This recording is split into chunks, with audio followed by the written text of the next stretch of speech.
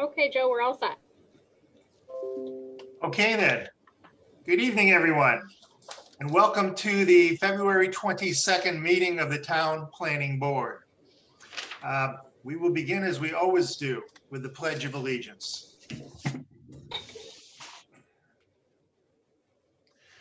I pledge allegiance to the flag of the United States of America, and to the republic for which it stands, one nation, under God, indivisible, with liberty and justice for all.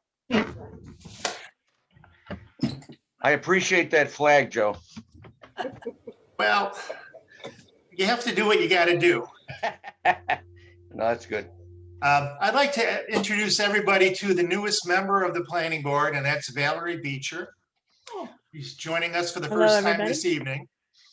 And I'm positive she's been brought current on everything, but I'll tell you from speaking with her at the interview, she's already got a very good awareness beforehand of everything that was going on and that we're covering this evening at least. At this point, I'd like to break off and give to Allison the opportunity to lay down some preliminary rules. Sure. As many of you know, we did use Google Forms this evening to register speakers. I'm not sure about the time limits. The chairman can speak to that. But the speakers, you filled out a form, you registered under a name.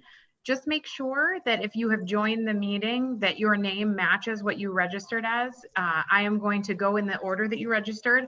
I will pull you into the meeting. You will speak using audio or video or both. And then when you're done speaking, I will push you back into the attendee room. And if everyone who is not speaking could mute their microphones until they are wish to speak, that'll kind of help keep a lot of the feedback from happening as the process goes forth.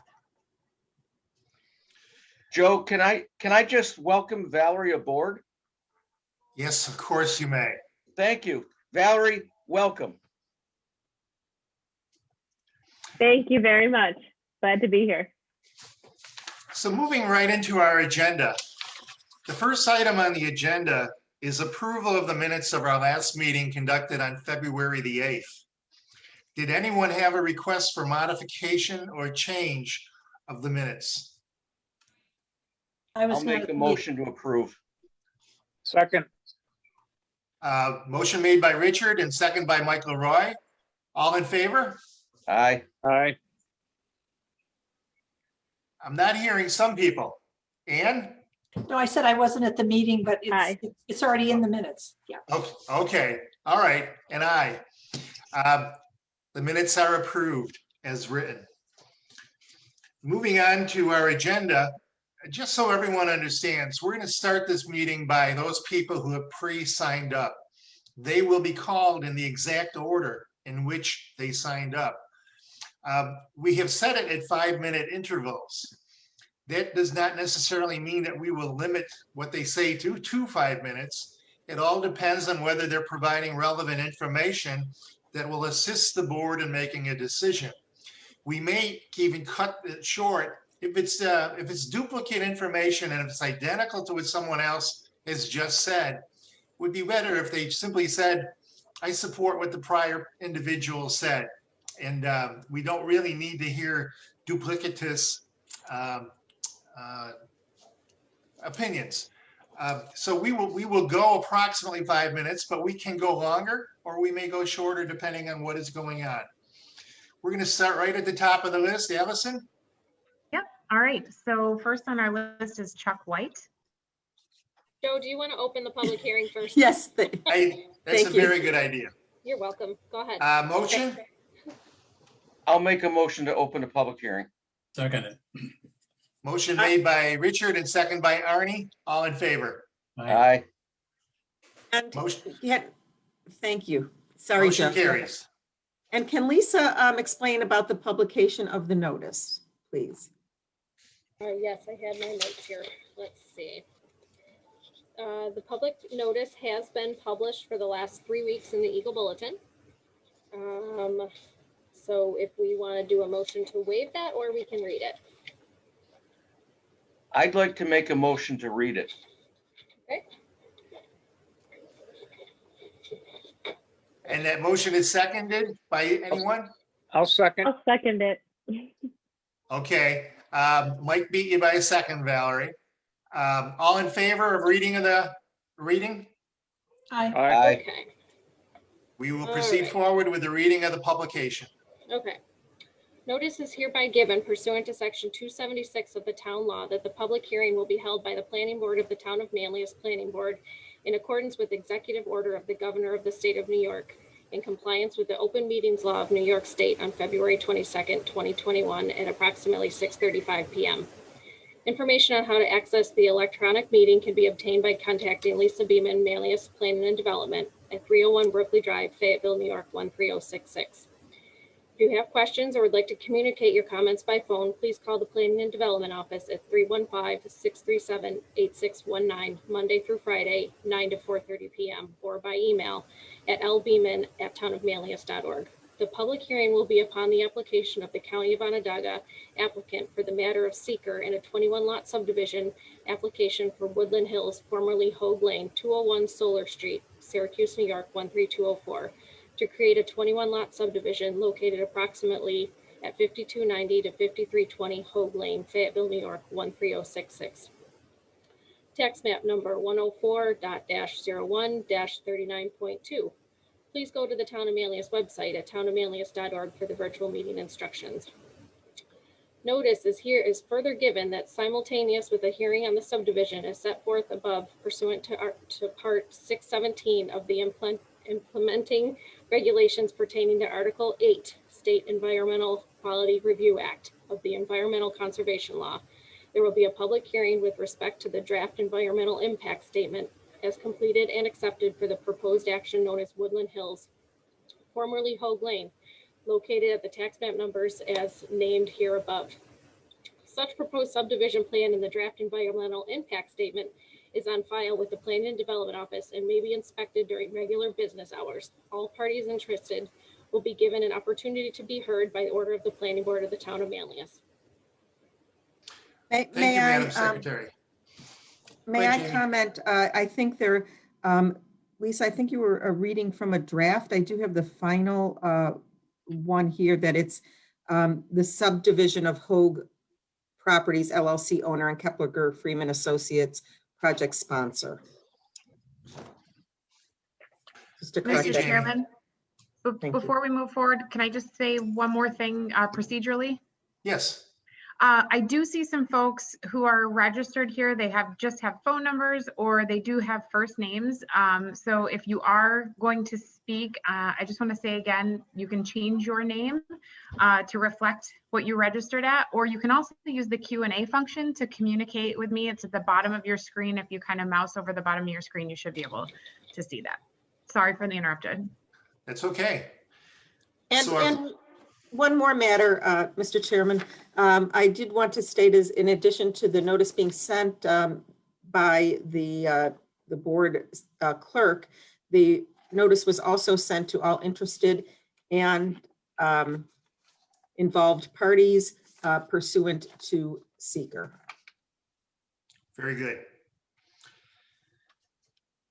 We have voted to read the reading, and we have opened the hearing. So we're going to call the first individual, Mr. Chuck White. All right. Thank you, Chairman, planning board members, and town staff. I appreciate the opportunity to speak this evening. Again, as you know, my name is Chuck White. I reside at 5121 Shiraz Lane. As a licensed professional engineer that regularly deals with municipal boards and applications and projects, much like this one, I can say that there's a direct relationship between the quality of an application and the timeline and approval process for said project. Here we are over 3 years later, and this project is still far from approval. I would ask, what does that tell you? The applicant will have you believe that Manlius is in dire need for new building lots when existing subdivisions such as sections of Mallard's Landing and Austin Meadows are still not fully built out after many, many years. Further, the reserve at Bishop Brook on 173 between Hyde and North Eagle Village has yet to see a single of the 16 lots developed. So I would contest that there are plenty of building lots available and this subdivision is not needed. I recognize there's a timeline. I've got a lot to say, so I will try to be brief. Please stop me if you have any questions. I will hit my primary concerns. Existing and closed open channel drainage systems immediately downgrading in the proposed Hogue Lane subdivision are undersized and flooding is routinely experienced along Hogue Lane and Muirfield Drive. As engineered, the proposed subdivision will discharge all runoff from the project site to these existing drainage systems. The town of Manlius is aware of the inadequacy of the downstream drainage system infrastructure and the flooding that regularly occurs. The closed drainage system is undersized to convey the flows that regularly occur, which results in surcharge of the closed drainage system. Surcharge flows then find alternate overland flood routes through adjacent properties and are not conveyed to the stormwater basin at the north end of Muirfield Drive as intended. The applicant's engineer contends that the basis of their design is based on the New York State DEC Stormwater Design Manual. While this is certainly credible and accepted guidance, their argument that there is no precedent for addressing not only peak flow rates, but also reduction in runoff volumes is not defensible. As noted by the applicant's engineer in their DEIS response, and I quote, "Runoff volumes increase for every project developed on every site in every state in the country," end quote. The applicant's engineer claims that the volume is not a typical metric, and peak runoff is a better metric of flooding. Both are metrics that identify the potential for flooding. While the applicant's engineer claims a reduction in peak discharge rates and post-development conditions, there is no escaping the simple fact that total discharge volume will be significantly increased by this proposed development. This will result in extended flooding events, which already occur in the downstream downgradient areas below this site. The applicant's engineer has indicated in the DEIS response that their project has no relationship or discharge connection to the stormwater facility on Muirfield Drive. The applicant's engineer claims that the site is not tributary to the Muirfield Basin. This could not be further from the truth. Using dye testing methods, it has been previously confirmed that the entire closed drainage system beginning at Churchill Lane discharges at the Muirfield Basin, which clearly shows that the proposed development is directly tributary to this basin.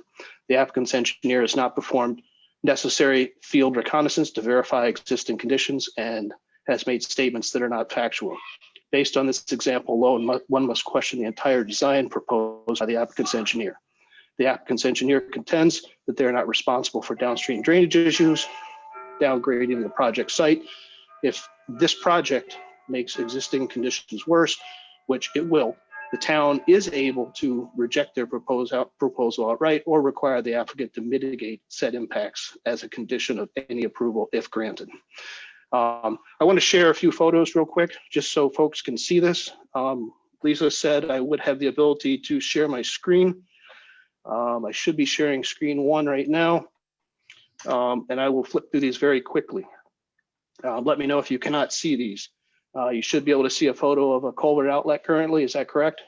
Not yet. If it's, I see nothing. okay. I apologize. I'm trying to do my best here. It's the limitations of the internet. It does say that you've started screen sharing, Chuck. All right. Well, that's unfortunate. I'm going to stop the screen share here. Oh my.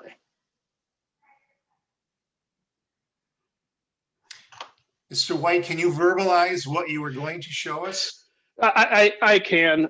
In fact, Chairman, I've previously submitted plenty of photographs. The one I was going to share here. I guess I'm being limited by the internet here at home, which is unfortunate. The photographs are of extensive flooding that does occur downstream in the Muirfield Lane area along Hogue Lane, as well as the back lots and side yards of residences in that area. We have previously submitted these same photos I was going to share again. I was hoping the current board would be able to see them. Please note that they are available, and I will certainly be happy to re-email the same photos to your planning board secretary. So moving on, this development as proposed, in my opinion, will create a significant adverse environmental impact to the community, downgrading the project site.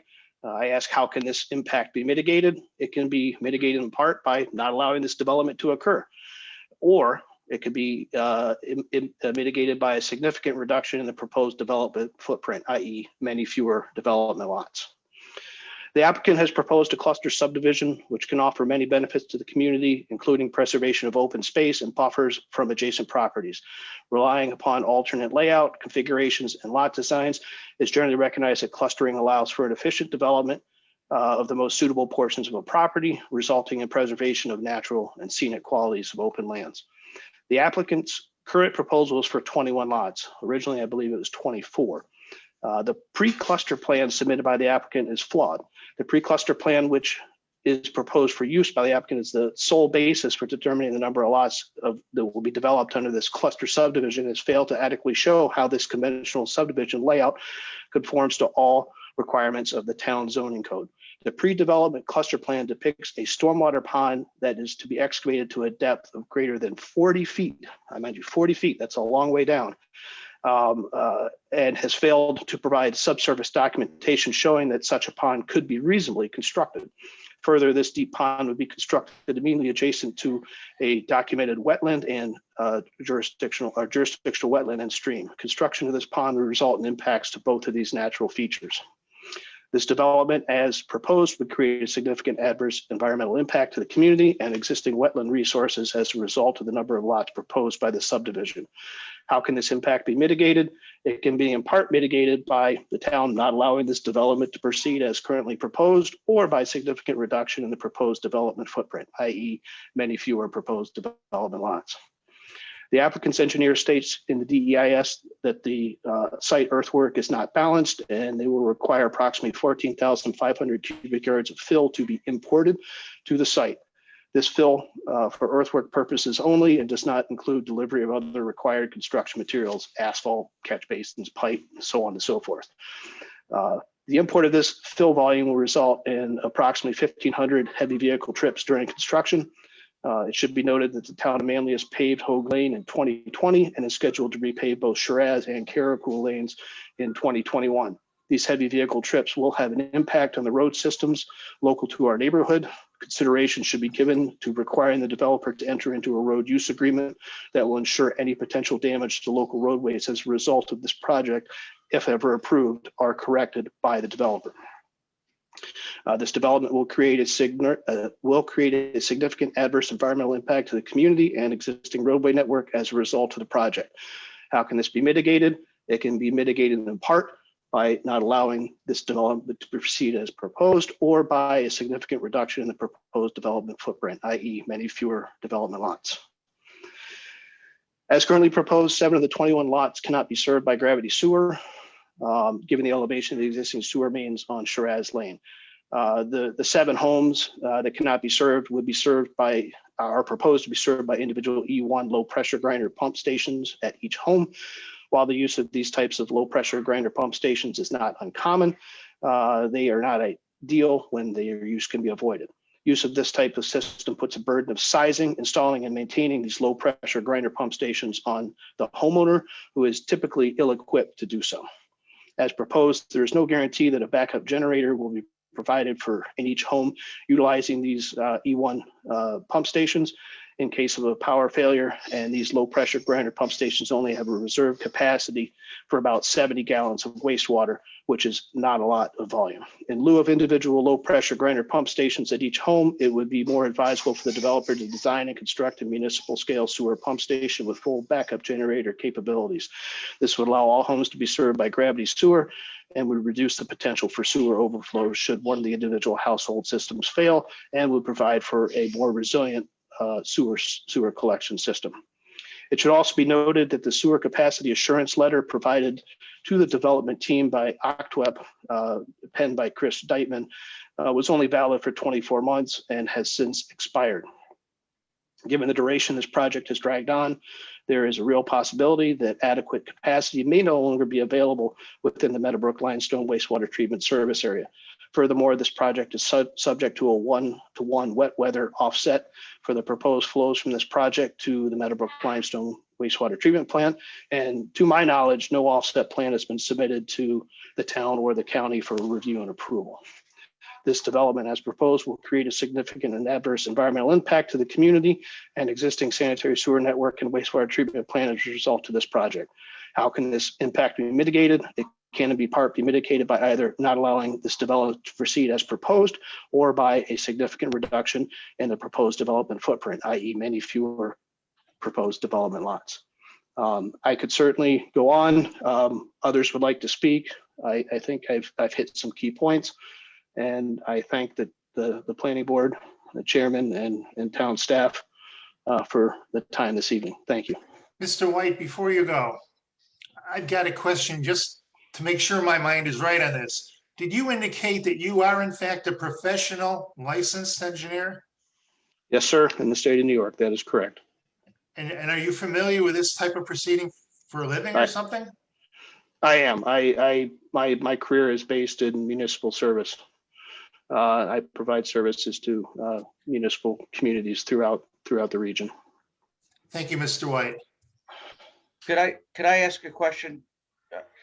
Just so I'm clear, and you went very quickly through a lot of points that we internally have discussed, but the one that I was curious on is that you had indicated in your discussion that more water will be coming off this site after the development, after it is developed, prior to the development. Is that accurate? I want to make sure I understood what you said. That is an accurate statement as to what I said. I'll clarify. The developer's engineer has designed a stormwater pond that intends to release a stormwater rate at equal or less than the current peak rate discharge from the site. That's the primary metric that I mentioned. However, as noted by the developer's engineer, and it is commonly understood in our engineering practice, is when you do increase impervious nature of a site, you will have more runoff volume, period. So yes, there will be more water coming off the site, period. Okay, Chuck, one more question. Do you live in that area? As stated at the beginning of my discussion, I live at 5121 Shiraz Lane, which is 500 feet down from Hogue. Okay. So right. I can stand out my driveway and see the site. Okay. Thank you very much. Thank you, sir. Mr. Chairman, this is Rudy Zona with RZ Engineering. I'm just wondering, are you being you, meaning the board, will you be transmitting all of the comments from the public to us in written form so that we can respond to all of these? There will not be a word for word transcript. That's fine. Just a list of the general comments so that we can include them in the final DEIS. Jamie, is typical, correct? Our secretary will take minutes and we'll send you the minutes. Also, I know that Mr. White and several of these commenters do have written comments. I believe, Mr. White, have you submitted a written comment? Mrs. Upton, I have not hit the send button. I could certainly, and I'm happy to, I did write up my prepared comments for tonight, and I'm happy to submit that to this board. I can do that this evening via email to Lisa Beeman to help her in record keeping and tracking comments, at least that I provide. That would help everyone. Thank you very much. Okay. Thank you.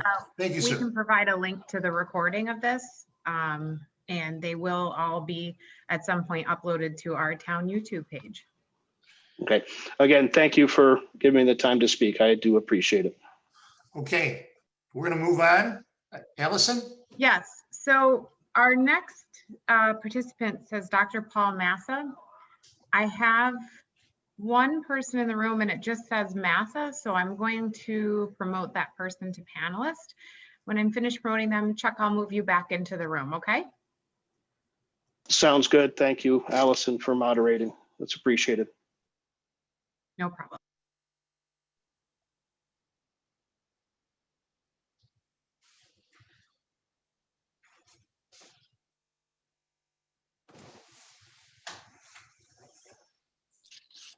Hey, good evening, everybody.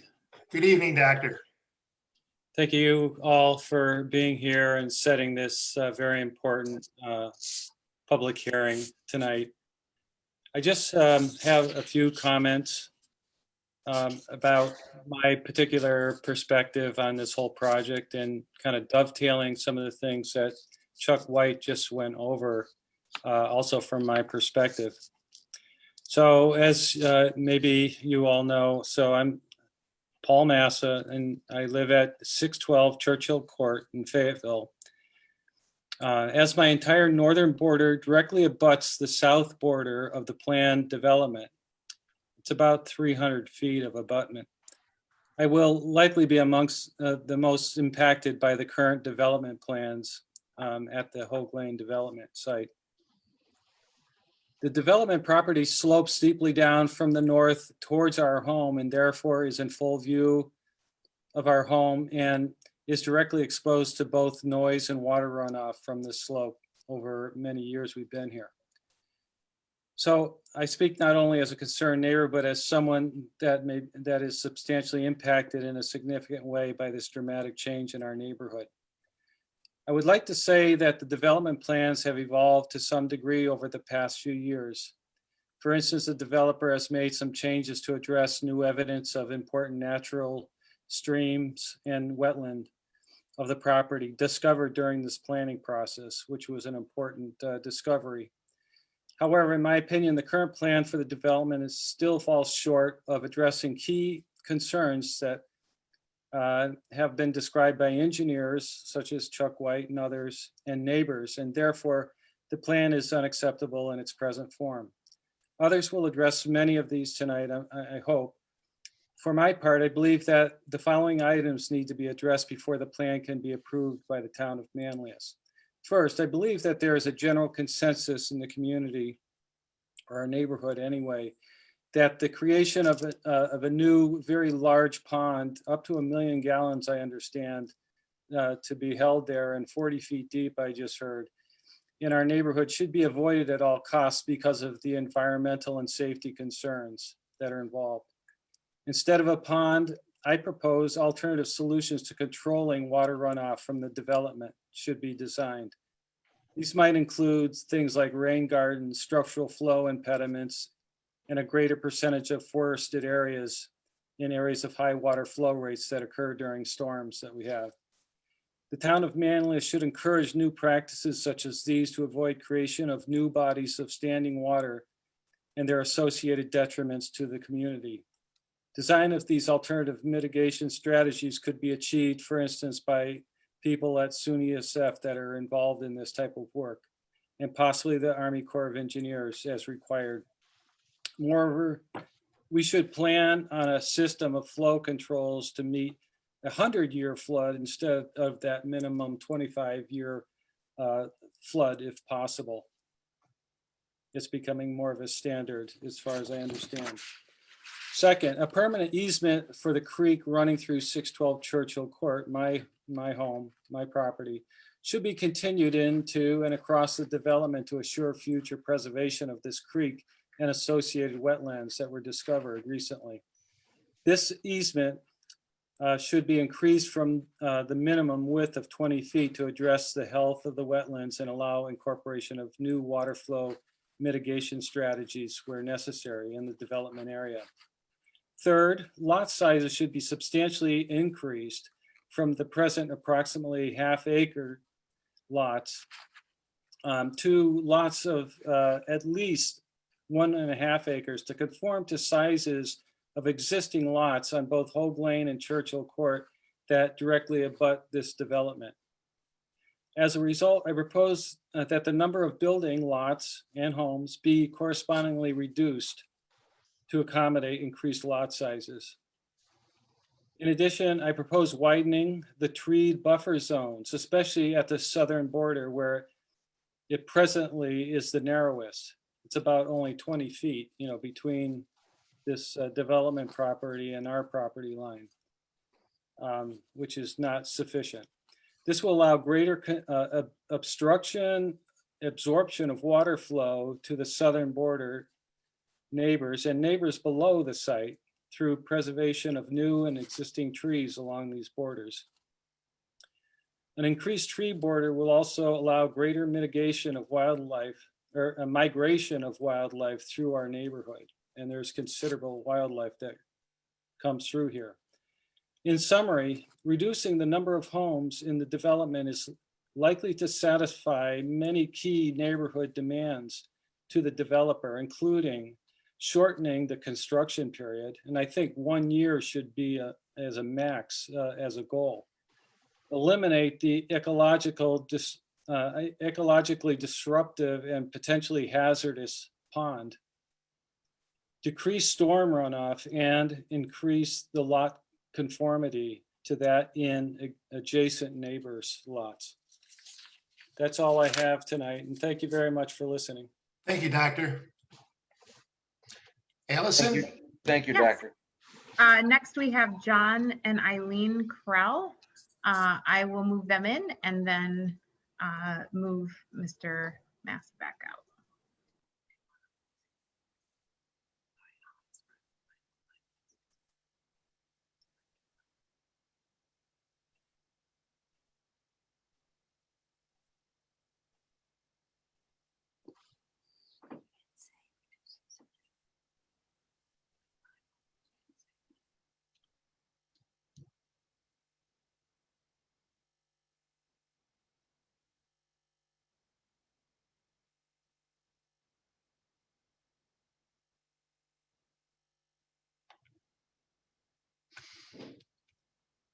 Hello, Mrs. Krell.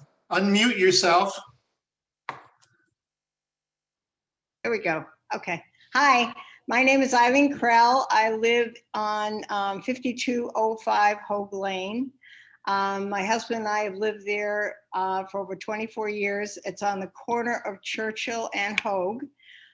We've submitted many pictures over the years of what our backyard looks like after a significant rainfall. I know Chuck was probably going to show those pictures. We get about 6 to 8 inches of water flooding our entire backyard, which runs off to our neighbors and then down Hogue Lane. Naturally, our concerns are that this development will only exacerbate the problem that we get.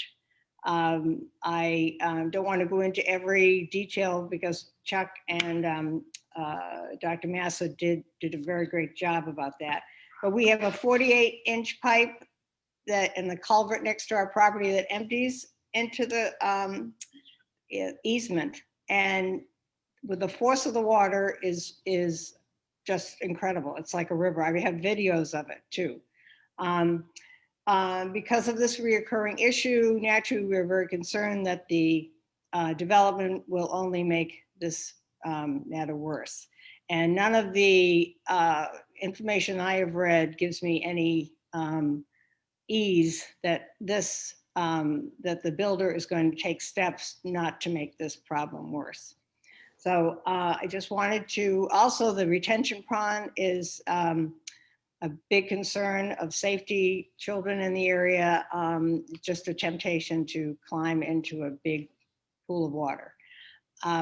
So those are my personal concerns. My husband and I are very aware of all the work that's been put into this project, and our neighbors are very concerned. And I just hope that you will listen to our statements. I know I've written to all of you in a separate letter. So that's all I have to say tonight. I will leave. Actually, I know we have a lot of speakers, so I want to leave room for other people to speak. Thank you, Mrs. Krell. Thank you. Thank you very much. Okay, next we have David Britton.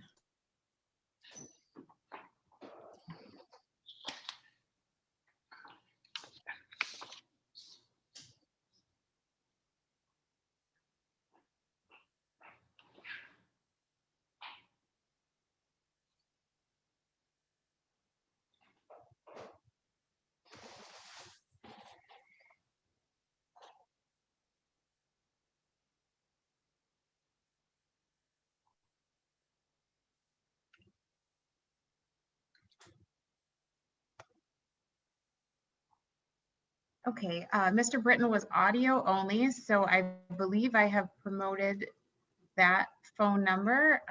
Mr. Britton, you just need to unmute yourself.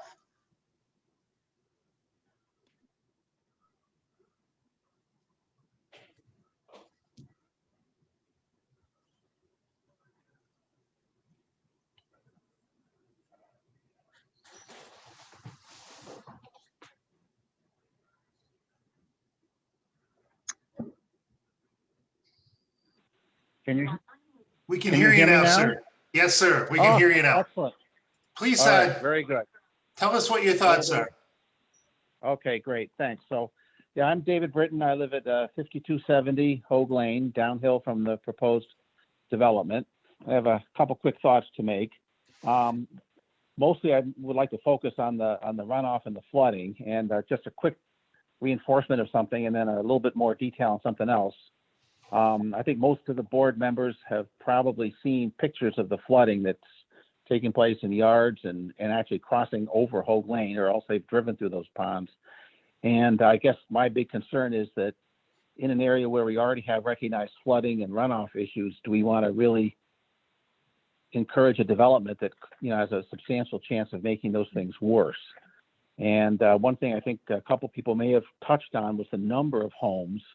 And it's my impression that the number of homes in either the traditional development, which I guess is what the cluster development would then use the same number. I think that number was arrived at before certain areas were deemed not buildable because of the streams and the ponds. So I think our town engineer might be able to help come up with a smaller acceptable number. And I think there's also some steep areas that might not be suitable for building, so that the total number of homes might be smaller. Now, I don't have an engineering degree or engineering license. My claim to fame in this area, I guess, would be one semester of hydrology in college. But I did learn a couple things that I remember from that. And one of them is that one of the board members, I think, raised the possibility or the question about would there be more runoff from this land? And I can pretty much affirmatively tell you that there would be additional runoff. And one reason, there's two basic categories of reasons. One is the addition of extra impermeable surfaces. And I'm ashamed to say I forgot whether it's 2 acres or 3 acres of areas that would be made impermeable from roads, driveways, and roofs, which of course none of those absorb any water. And then probably an even bigger impact would be by the turning of trees and forest and brush areas into lawns. And of course, lawns can absorb and retard runoff much less well than brush or trees. So there will be additional runoff from that property. Now, I guess the builders are hoping that by building a dam and a pond, that they could mitigate that to some extent. But we don't really know, would that be adequate for the additional runoff or would it not? We know there's already a problem. So it would be a roll of the dice whether that pond would be adequate or not. Now, you know, as has been alluded to, that pond may hold 1 million gallons. It may be close to 1 acre in size. So this is not a small little pond. I think the DEC has said that the pond needs to be built to dam specs, but for reasons that are not entirely clear to me, certain people in the development world have said not wanted to call it a dam. But I live next door to Doug Burns, and Doug Burns is a retired car dealer. And he's told me that, you know, if you have a car and you build it to the specifications of a truck, all truck specs in this car, well, is it really a car or is it a truck if it's built to truck specs? So I think that we really are fooling ourselves if we don't call it a dam. Now, if this dam is meant to hold back 1 million gallons, and we've heard all kinds of discussions of how high the walls would be, anywhere from 10 feet to 40 feet, this is a little bit of a risky dam. And part of the risk involved with this dam would be the fact that it's built on a substantially steep hillside. And if you think back about all the other ponds you've seen in your life, including ponds in developments, most of them are on quasi-horizontal land.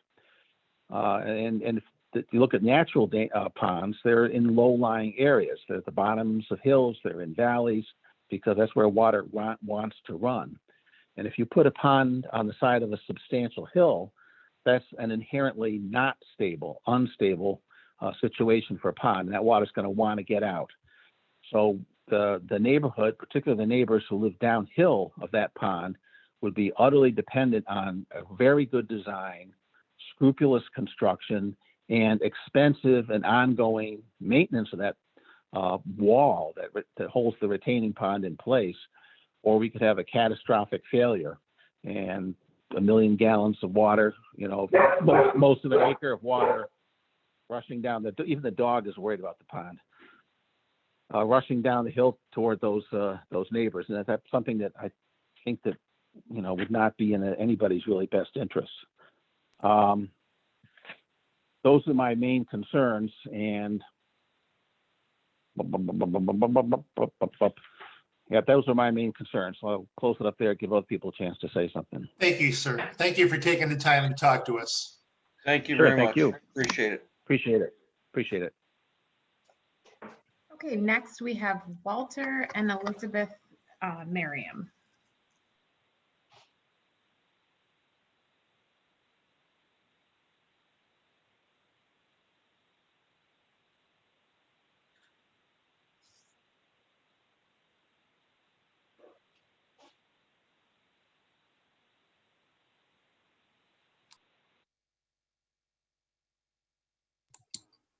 Hello, can you hear me?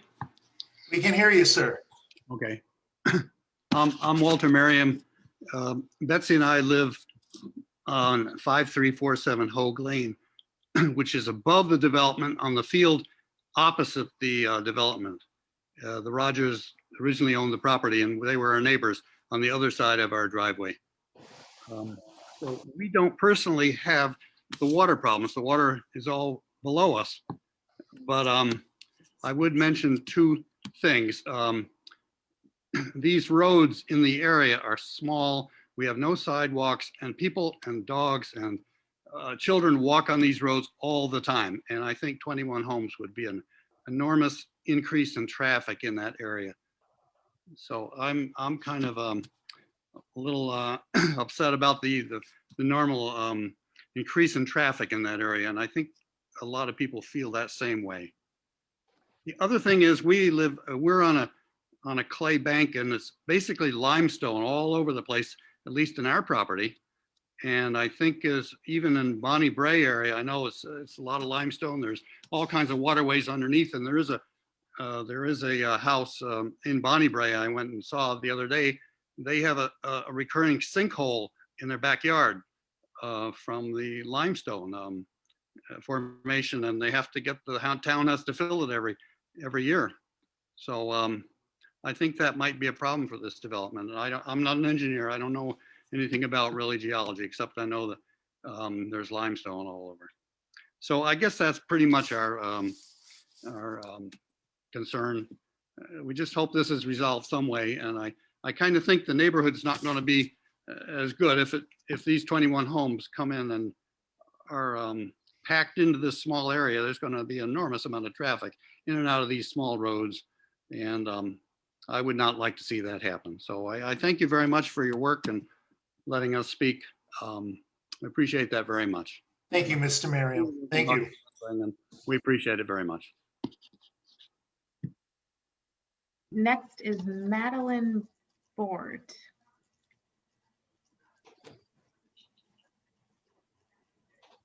And I don't know that I see her in any of the names. Allie, I didn't see her in the name list either. She wasn't 100% sure she was going to speak anyway. Okay. Okay, we'll move on to the next. Okay. Next is Nadine Bell. I have seen her. Hold on one second.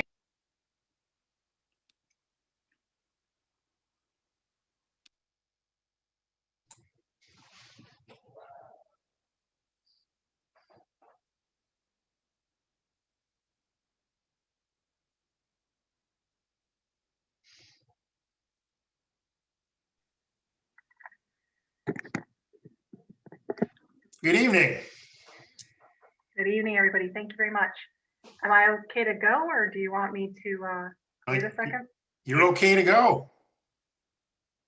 Okay, well, thank you again for the opportunity to speak. I I'm Nadine Bell. I am a partner with Costello, Cooney and Fearon, and I am appearing on behalf of a number of residents in the area of the subdivision.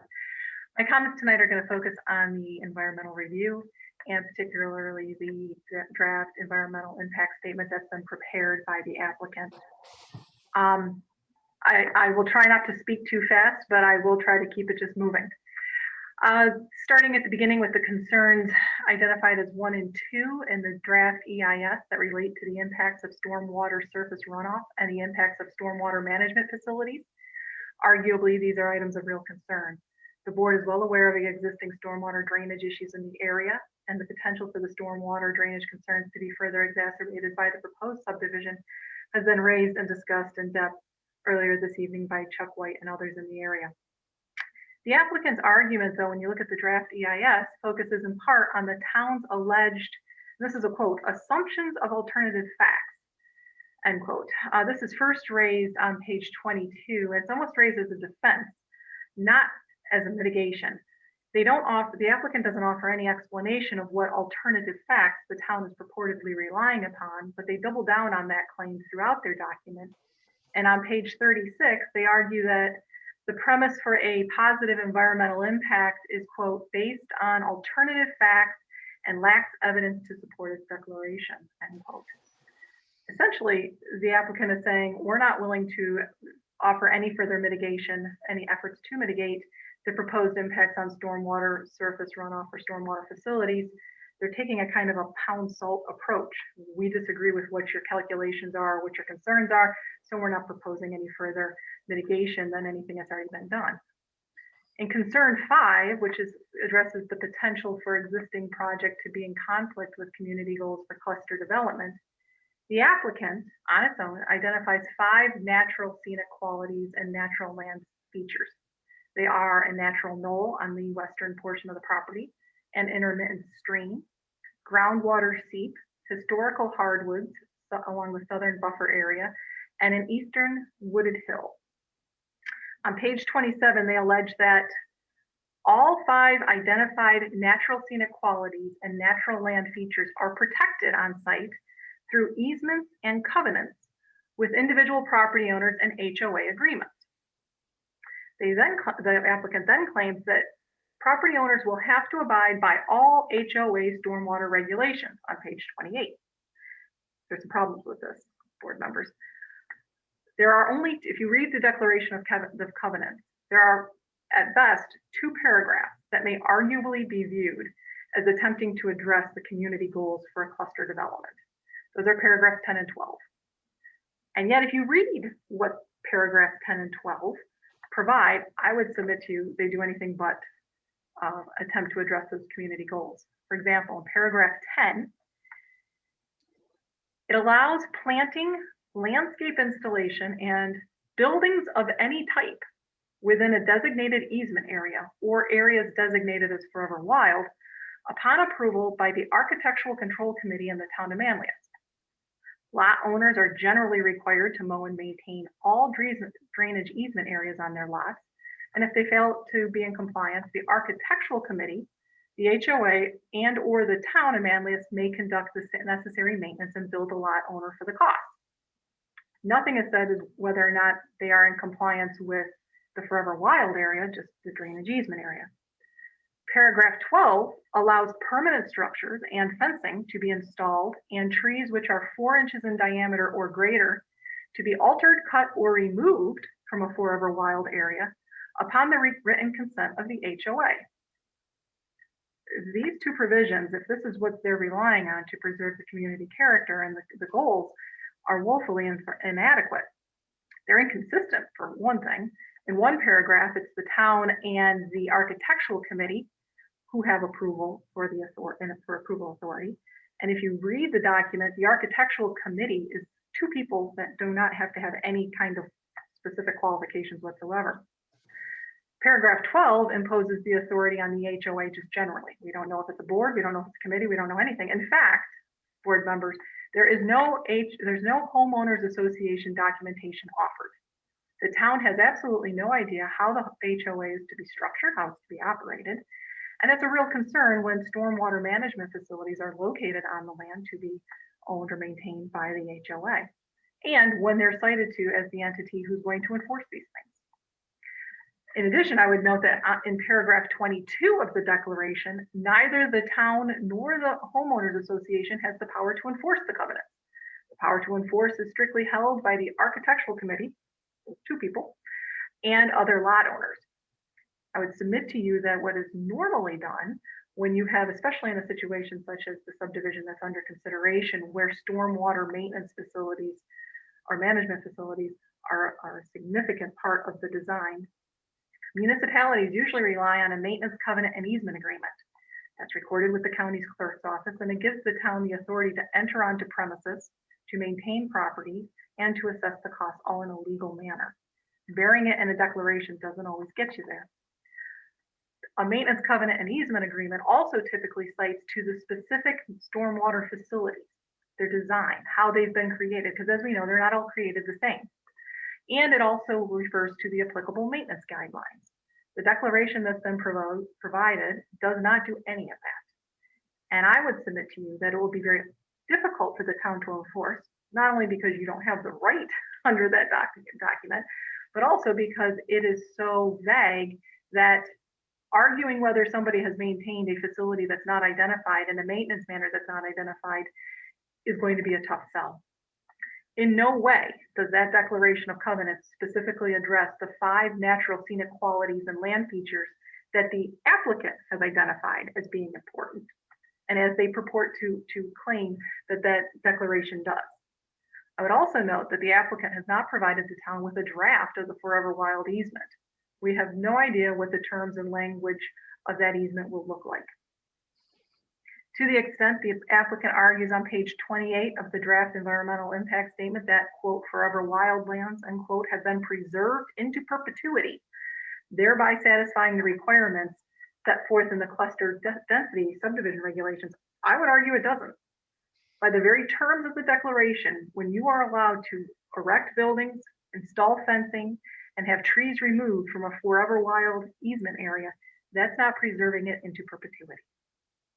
And the importance of ensuring the continued maintenance and implementing funding mechanisms for the future ownership and care of green space and forever wild areas and stormwater management facilities has already been recognized by the Onondaga County Planning Board. You may recall back in its December of 2018 informal review and subsequent resolution, in both of those documents, the County Planning Board specifically recommended that the board undertake those items or require those items. The draft environmental impact statement that's prepared by the applicant and the supporting documentation that's been provided to the board fails to do this. The applicant also takes issue with the board's conclusion that the proposal is not consistent with adopted land use plans or zoning regulations. Again, mitigation is not proposed, rather they offer an argument. They take the approach once again that no, board, you're just wrong. The applicant suggests that the proposal complies with the town's code in chapter 127, but they ignore the language of the code which permits cluster subdivisions subject to the conditions specified in town law section 270 and such other reasonable conditions as the town planning board may in its discretion add thereto, as well as the stated purpose, which is to in part preserve the natural and scenic qualities of open land. Board members, we continue to question the sufficiency of the applicant's density calculation. Case law confirms that a planning board is required to subtract acreage for environmental constraints, roads, streets, stormwater areas, and forever wild areas when making its density calculation. If you look through the draft EIS, the applicant instead focuses on its preservation of, quote, as much of the quality natural features, end quote, as possible. It doesn't appear that the applicant's density calculation properly accounts for all the environmental constraints as it's required to do. So to summarize all of this, the environmental review of this application has extended over many, many months. The applicant has had many opportunities to provide the board with documentation to support its proposed mitigation of environmental impacts to be realized. When the board issued a positive declaration and the applicant was tasked with preparing a draft environmental impact statement, their response in part was to come back and say, no, we're not going to mitigate. We're just going to argue with alternative the assumption of alternative facts, but we're not going to explain them, define them, or clarify what that means. In January, when the board accepted the draft environmental impact statement as prepared by the applicant, it also deemed it complete. Earlier this evening, it sounded to me that, and maybe I misheard because we are in Zoom, but it sounded like Mr. Zona asked for when the final draft environmental impact statement is prepared. We're beyond the final draft. The draft has been accepted. The draft has been acknowledged as complete. We're now at that final stage. When the board accepted that draft environmental statement, impact statement, excuse me, the board members acknowledged that you were not satisfied with the answers that the applicant provided, and that you continue to have concerns with the proposed stormwater mitigation. We've now gone through this environmental process and the board's done what it's supposed to do. There's been the full EAF that's been submitted. It's been thoroughly reviewed. The board has determined that there's a positive environmental impact and identified the areas that required mitigation. And the applicant was given the opportunity to prepare a draft EIS outlining proposed mitigation. They did that. It's been accepted. It's been declared complete. And board members, I would submit to you that you're at the position now where you can issue findings and issue a final EIS. And I would submit to you that if you did that, in light of all the concerns you've heard from me, from people like Chuck White, from Dr. Massa, Mrs. Krell, and others, I would suggest that the planning board is in a position where it can determine that the environmental impacts to be realized have not been sufficiently mitigated, despite being given the opportunity, and that therefore the planning board is in a position to deny the subdivision application on the basis of seeker. Thank you very much. Thank you, Ms. Bell. Thank you.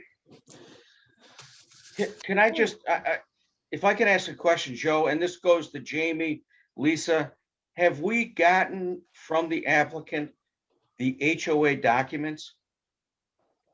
I've not seen them. No, and Ms. Bell, I think you related to them several times in your discussion tonight. Have you seen them? No, just by clarification, I referred to the declaration of covenant, which has been provided. The HOA documents, which are separate and different, have not been provided. Jamie, have we seen the covenants? I can't answer that right now. Some time ago, I had gotten some documents, I think, that just came to me, but I don't recall what they are right now. Okay. I'll only say, Mr. Rossetti, that I've only received them because they were in the town's possession. Okay, if we have them somewhere, Lisa, whoever might have them, I would like to get my hands on them to review them. We'll do that, Richard. Thank you.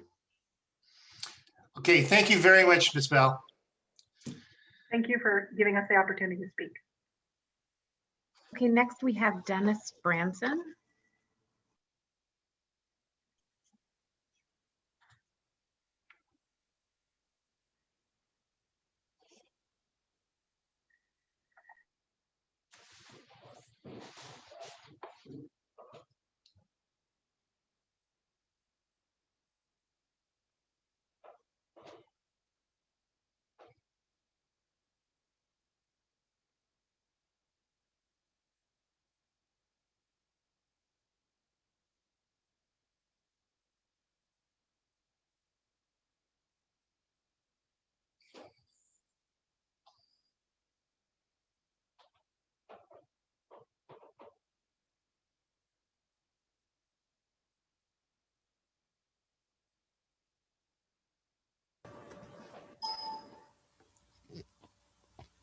Can you hear me? We hear you, Doctor. No, thank you. I thank you for the opportunity to address you this evening. You've heard from my wife at some of the meetings in the past. I live across the street from Chuck White, and I have a few comments and perspective from when Dolly Farm was developed. At the time when we first moved in here, I had never experienced issues of hydrology, but I can tell you that in terms of considering water flow from an area, you need to be very generous in your considerations, because on our side of the street across from Mr. White, there are at least 4 homes that I know of, including mine, that had to have foundation work done because of hydrologic issues. And we don't have the same level of slope or height of water coming down to our property that will be in the Hogue Lane development. And I know that the level of water that passed from our neighborhood down to the neighborhoods below us became a real problem. There are still problems with water draining from this area, from the Predmore house at the corner of the street, that they still have springs that drain onto Hogue Lane and creating icing issues in the wintertime. And at the time when this development was first put in, there were not adequate catch basins that in the first year to 2 years that we were here, there would be up to 6 inches of ice on Shiraz Lane at the junction with Hogue that became a hazard for school buses picking up children. And so the water issues are a major concern, regardless what standard you may be using.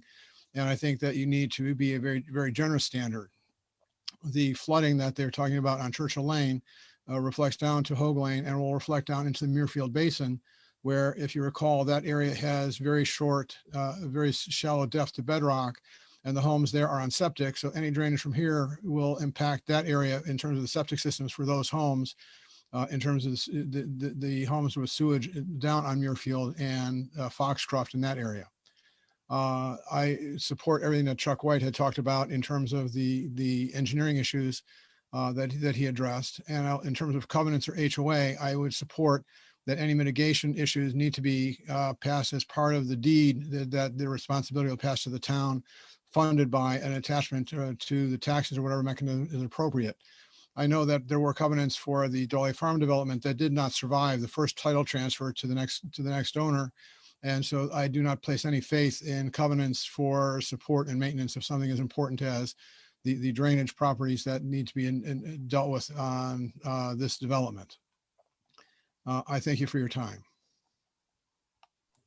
Thank you, Doctor. Okay, Thank next you, Doctor. is Paul Kasha. Kasha.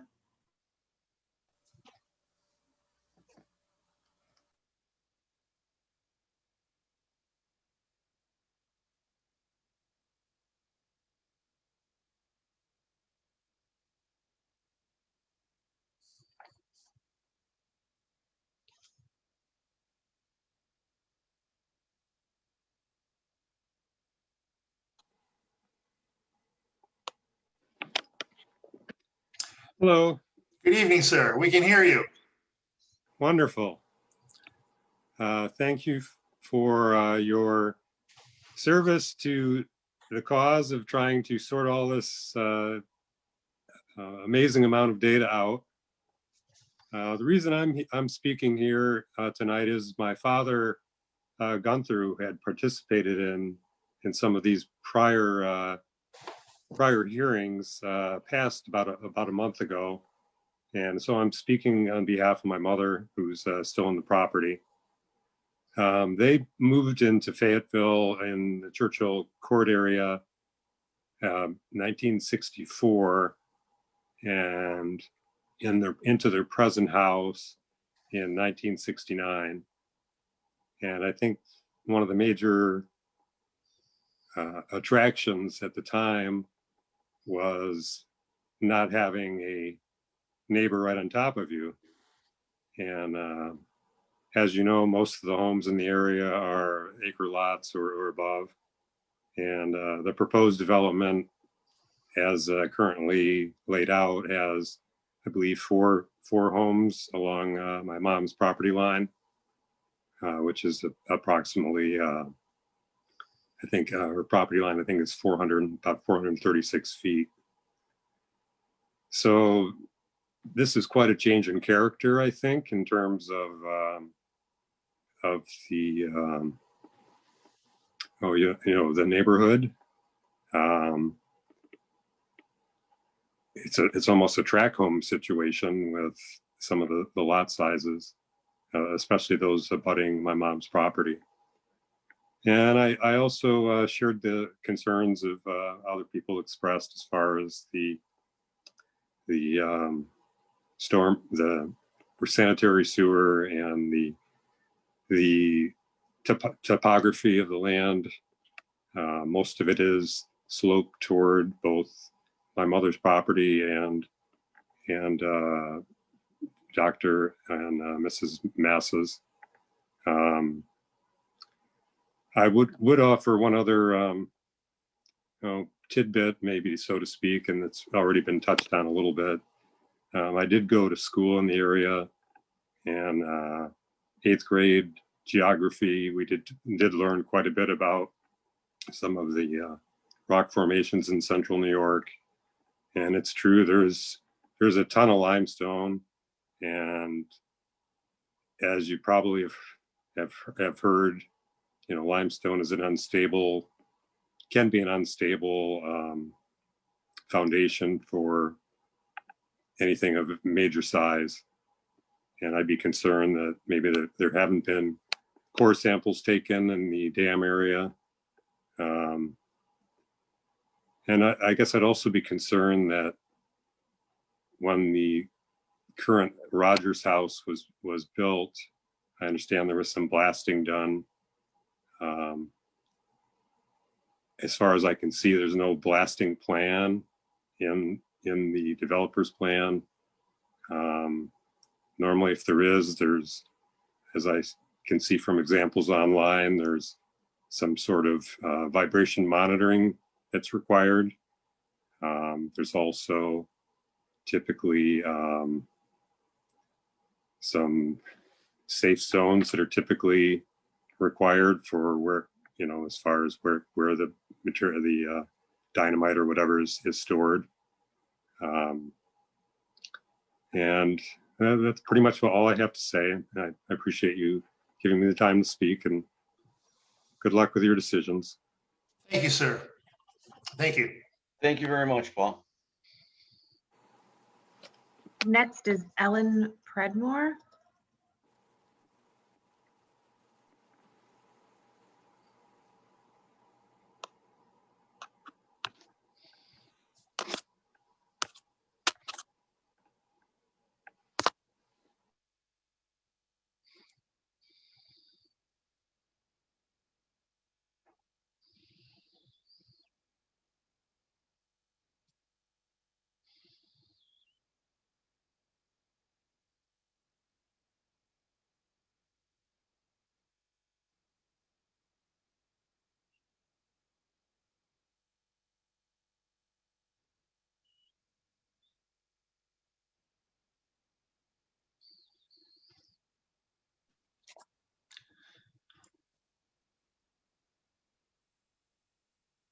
Okay, can you hear me? We can hear you. Oh, all right. Well, some of what I wanted to say, certainly what Chuck White has said, and several of the others. I live at the corner of Shiraz and Hogue, 5103 Shiraz.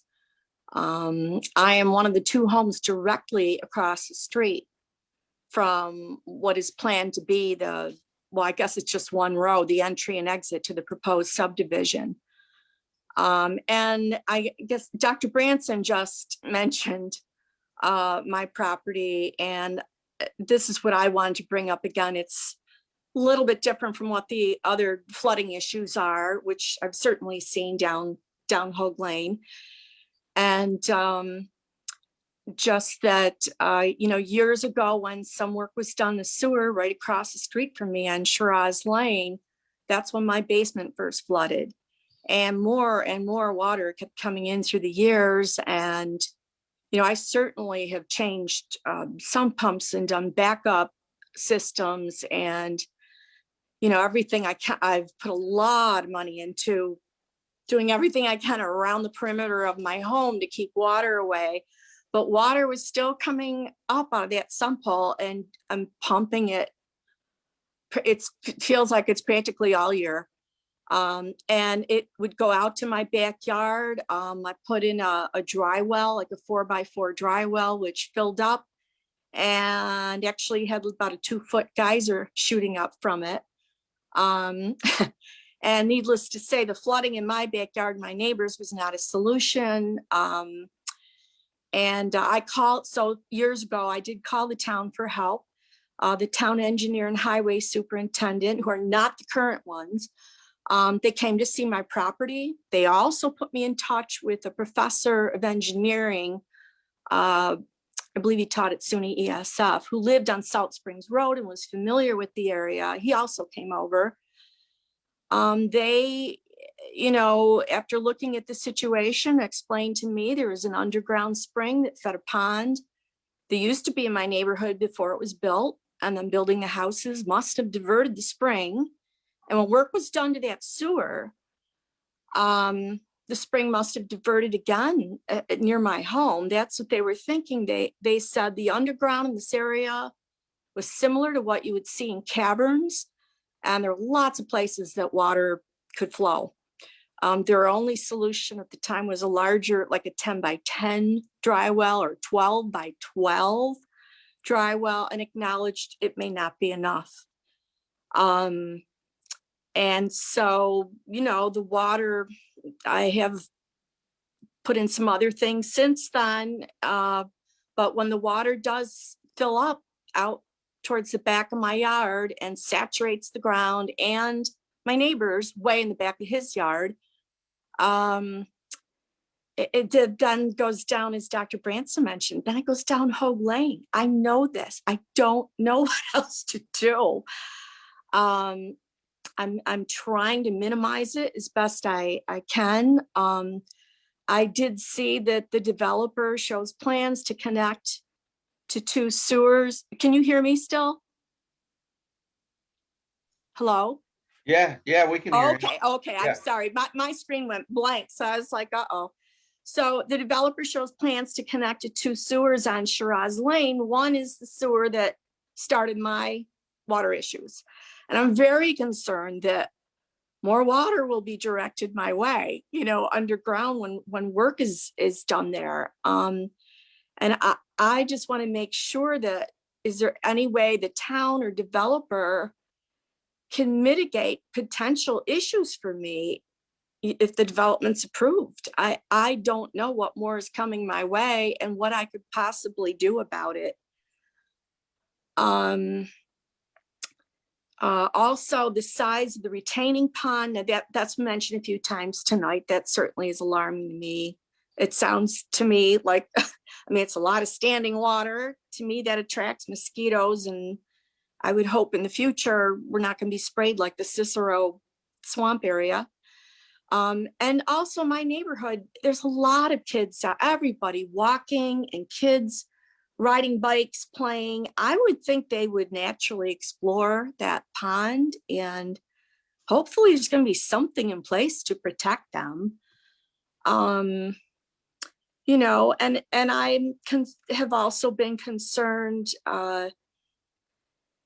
you know, as neighbors have voiced at meetings the past few years, flooding has been mentioned, environmental impact, traffic, noise, safety, walkability. These are all going to be issues for us with the new development. And I, you know, last year I saw trees being, again, I'm directly across from this property. You know, my house faces Shiraz, but I'm also bordered by Hogue Lane. I saw trees that were being cut down, and then police came and stopped it. And I thought that area was identified to as home to endangered species, and there was still some kind of discussion going on with the EPA. At least that's what I thought.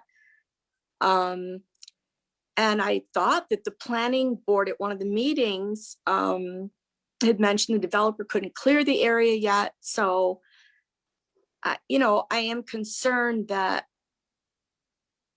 the fact the developer went ahead and taking trees down. Again, I don't know all the details on this, but for police to come and stop it, something must not have been right about that.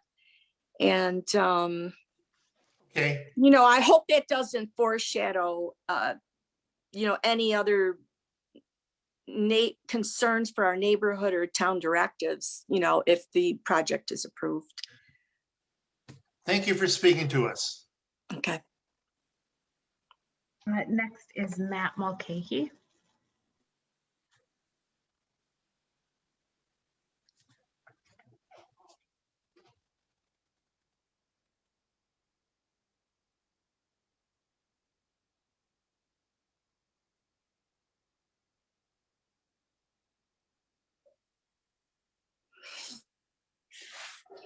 Hello, We can hear you, sir. how are you? We can't see you, but we can hear you. Let me get you up with that too. Very good. Thanks for the opportunity to talk for a few minutes here tonight. I won't take up too much time, but I was thinking about the ongoing issues with this project, and after more than 3 years, it really seems like it's really all about what the developer says this is going to be and what it actually is. And they said it was going to be a cluster. Then they cut some of the trees, as Ellen just referred to, and they plan to clear cut that area where the building footprint is going to be still. He said there were no wetlands or a stream, but there is, which was obvious to neighbors and board members who have walked the property, like Ann Kelly, and even their own engineer who was hired in June of 2019 to finally take a look at that. He said a retention basin was good enough, but really it's a dam, and the dam plan kind of comes up short right now.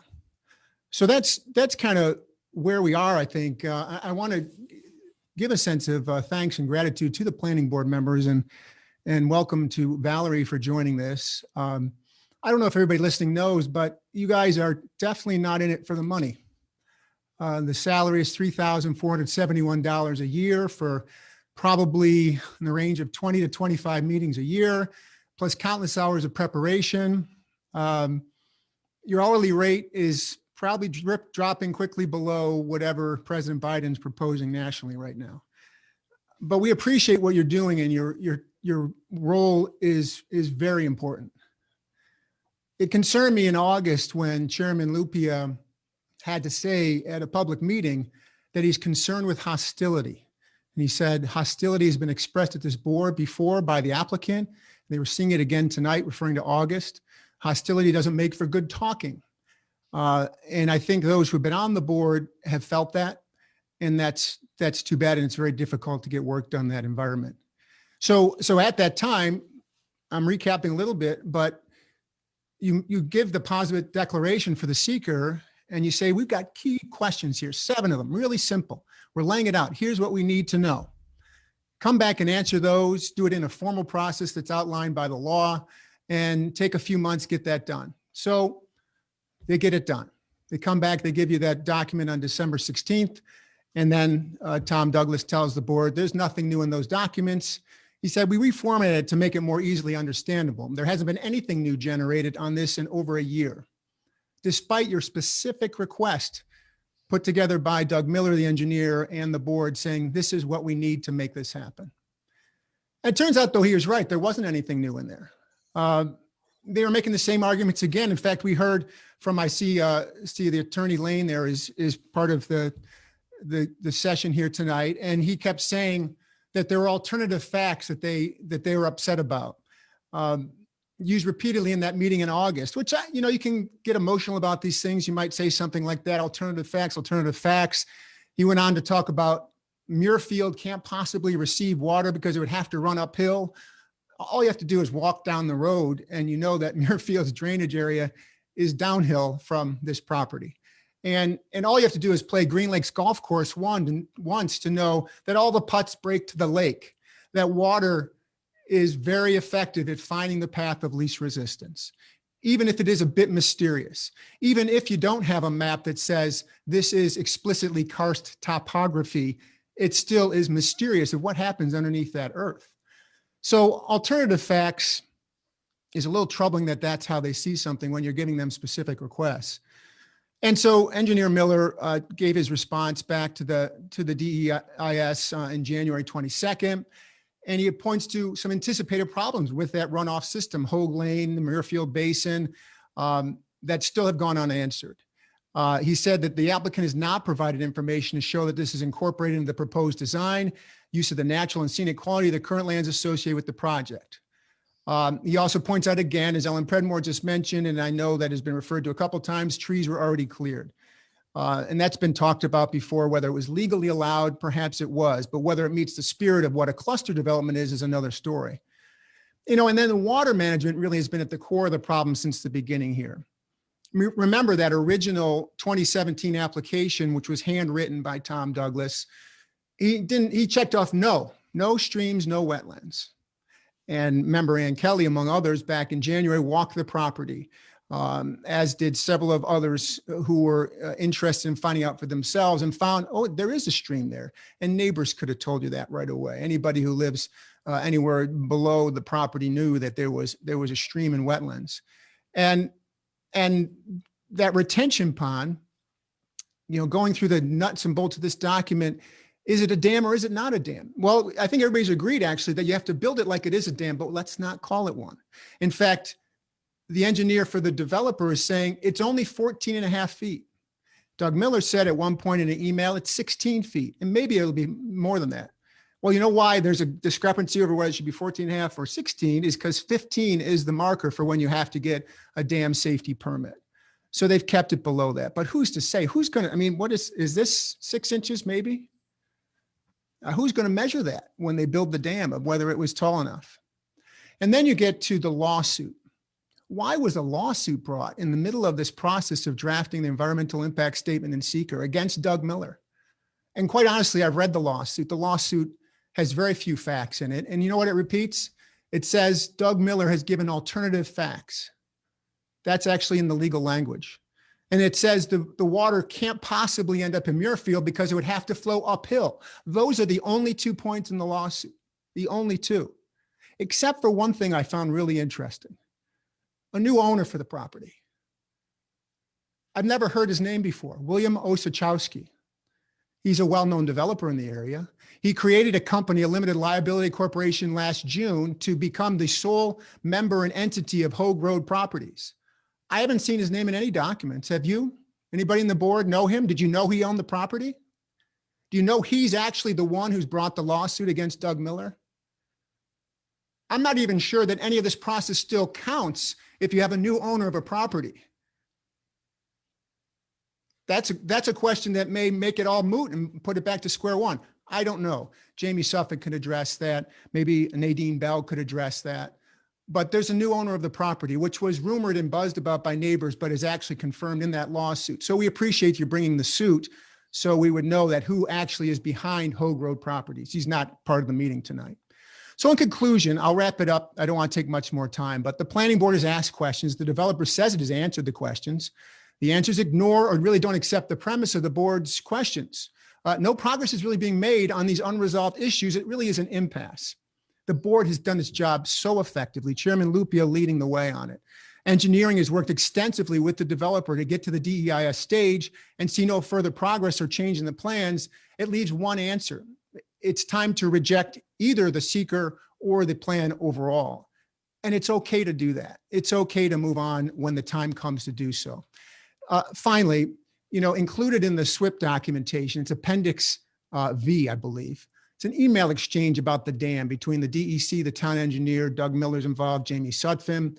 And the DEC email says, you should plan for a sunny day failure and a rainy day scenario and a 100-year storm event. Well, the developer's saying every day is a sunny day. We know better. A rainy day, that should be the minimum. And we all do that in our own lives. We plan for a rainy day. And that once in a year 100 storm, well, those never happen, do they? Unless you've lived through the Labor Day storm of 1998, or the blizzard of 93, or the floods on Lake Ontario in 2017.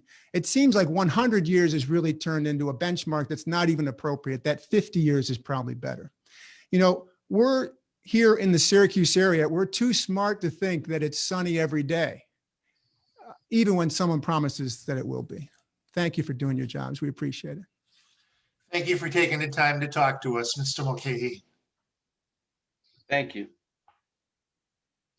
Next, we have Wilson Aliaso, and I do not, Lisa, do you see him in the meeting anywhere?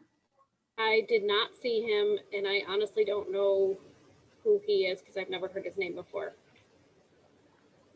Okay. So if he is in here under a different name, just use the Q&A and we'll circle back to you. Otherwise, I have William Osachowski, and that looks like it was audio only. So I will, we have a hand up for Elizabeth Gigliotti. Gigliotti. I wonder if that's the same person. We'll move on to the two names we have on the list, and then I'll come back to Elizabeth.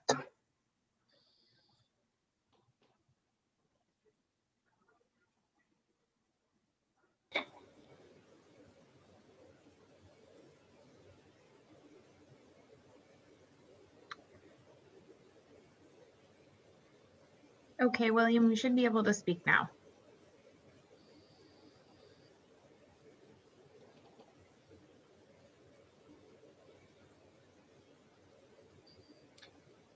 We are seeing you still on mute.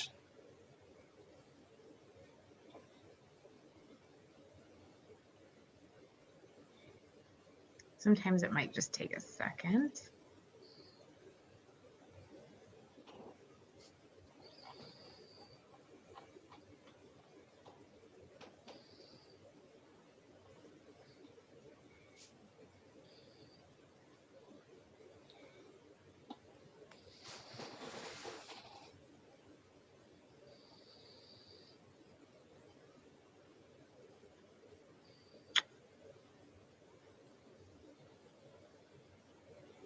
All right. Doesn't seem to appear to be working Do we for want to circle him. back to him? Yeah, I'll leave him in the room. And last on our list, besides our one hand up, is Rob Winter. Okay. All right, Rob has been promoted to panelist and is in the meeting. Should be up in just 1 second.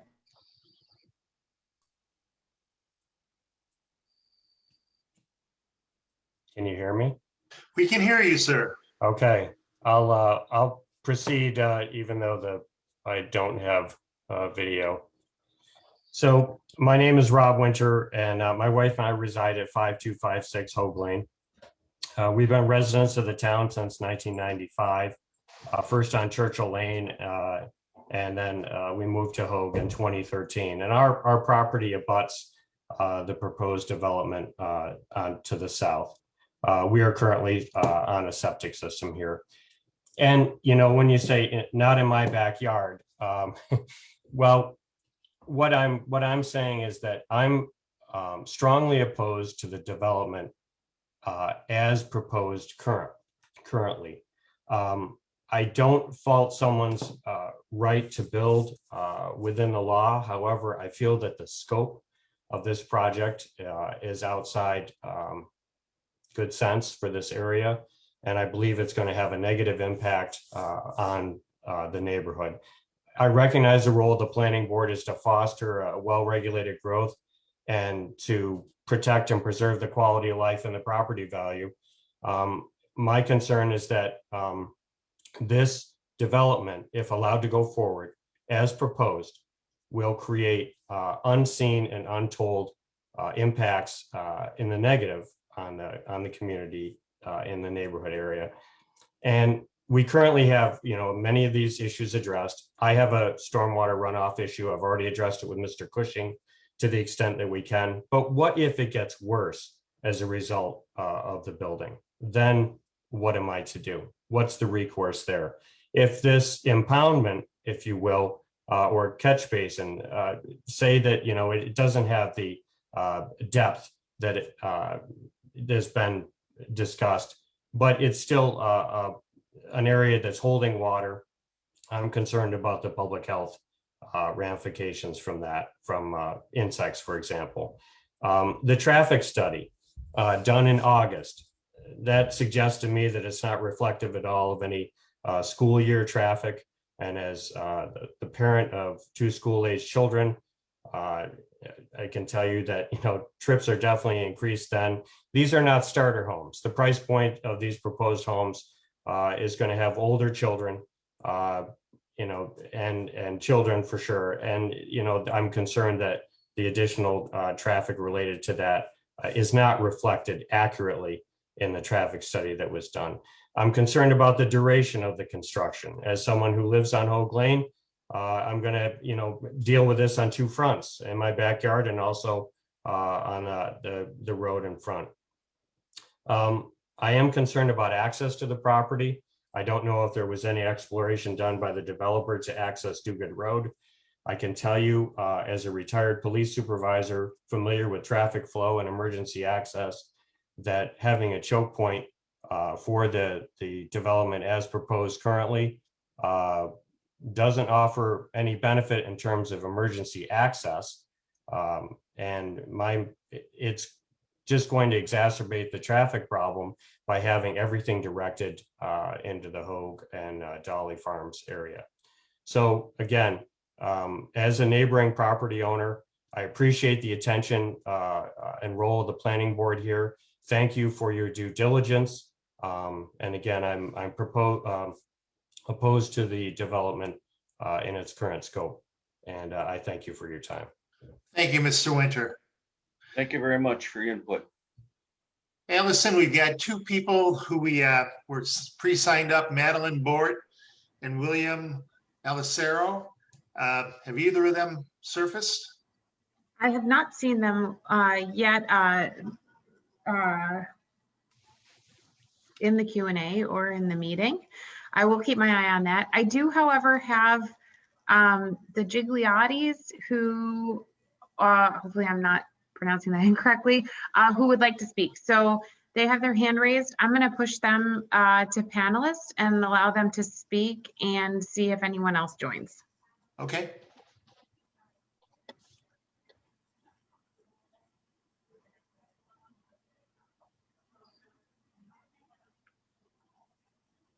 Okay, Hi. you should be good to go. We're unmuting. There you go. We Can you hear see you. us? We can There you see go. and hear Hi. you. This is Wendy and Elizabeth. We live at 107 and 202 Dolly Road near the entrance to Dolly Farms. And the previous speakers have covered a lot of bases. We, of course, will be very much affected by the increase of traffic and any construction vehicles or the roads. We are, of course, already experience a lot of traffic from all of our lovely neighbors.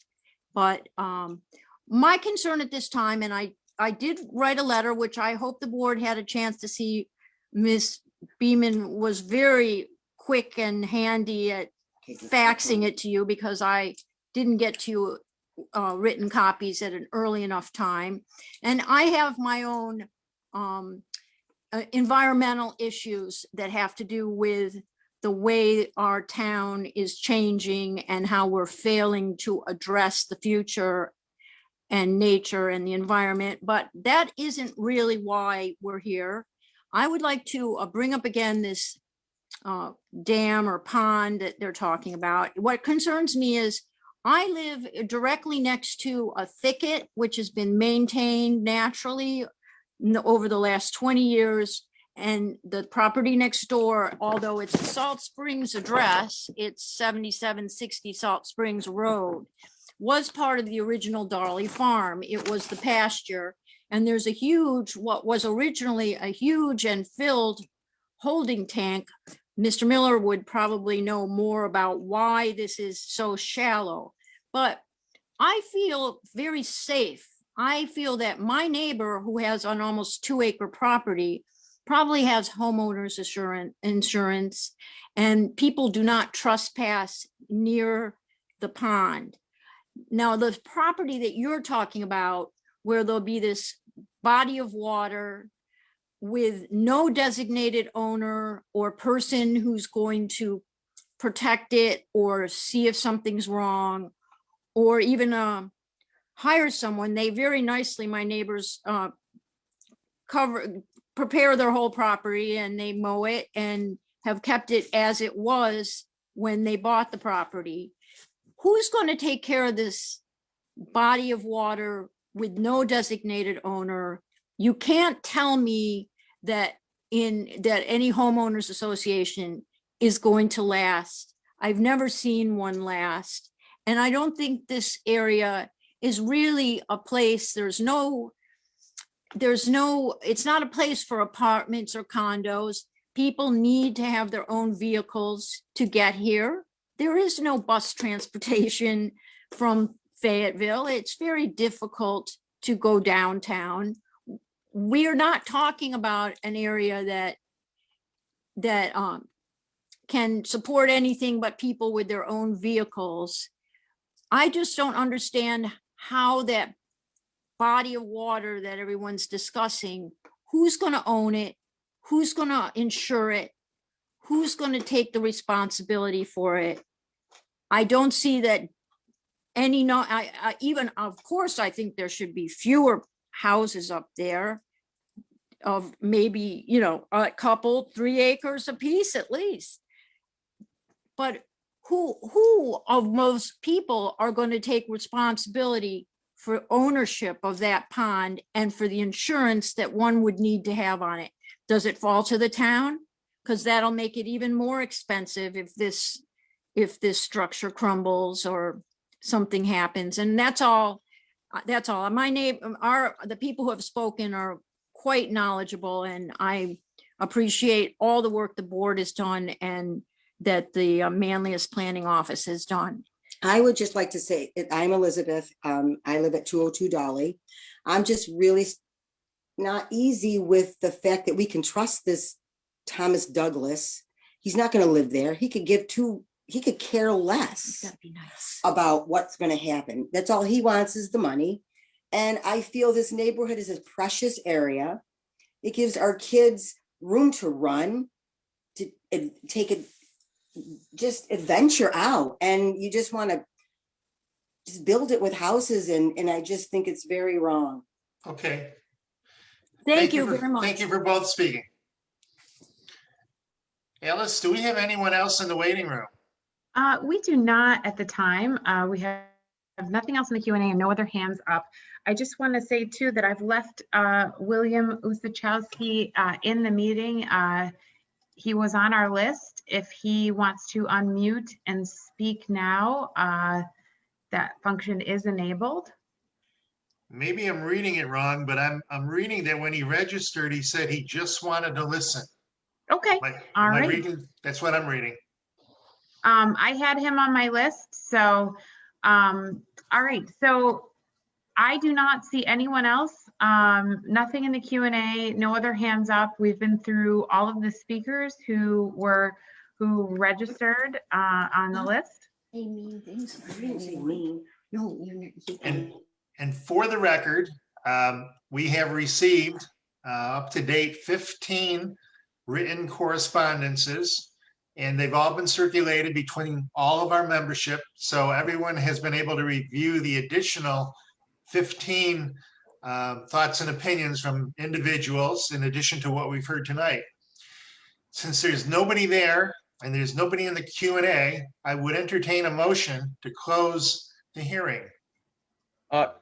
Joe, if I could, I believe we have 10 days for written responses. Am I we were going right? to cover that, but we don't do that until we close the meeting. I make a motion to close the public hearing. Second. Second by Michael Roy. All in favor to close the public hearing? Aye. Aye. Aye. Aye.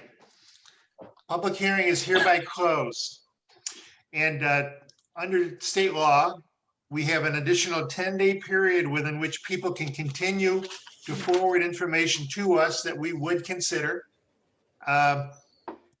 Did anyone want to set an actual date for that? What is the date today? I don't even know. 22nd. 22nd. And 10 days would take to the 2nd or 3rd of. I'm thinking the 4th. Lisa, do you have a calendar there? What's Friday? I think we spoke about closing the public comment period on March 5th. Is that correct, Jamie? That was a proposal that I had made. Right. Just kind of an even, I'll make a motion to close the public comment period Friday, March 6th. I'll second. 6th? The 5th, March 5th. Is that Friday the 5th? Yes. Okay. I'll second March 5th. Okay, motion made by Richard and second by Valerie. All in favor? Aye. Aye. Motion carries. I did want to open this to the applicant as to whether the applicant would like some time to respond to the public comment. Look us left.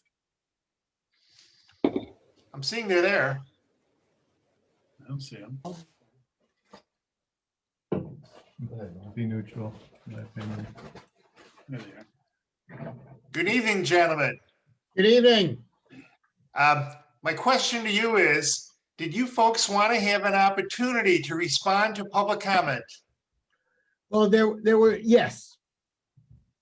And did you want to do that now, or would you prefer to wait to another time? Up to you, Mr. Lupia. But I would respond right now. Would say no. Okay. All right, could you bring this forward? Yeah. Let me get this a little bit. There we go, bring it down. What I learned tonight had very little to do with the subdivision, but had to do with what the town has experienced, what these neighbors have experienced over the years and years that they've been in their home, even without this subdivision. Now, there was a comment, unfortunately, I don't have the gentleman's name, all right, that has the drainage easement over his property. Well, yes, that's true. The entire subdivision drains through two pipes and dumps onto this property. This property on Hogue Road that we're talking about, that's the subject of this development. That's the problem. That problem is not this land's problem. That problem, allowing that subdivision to dump right over this land, there is no easement. I can stop it tomorrow. I can plug it up tomorrow. I choose not to. I choose to work it out.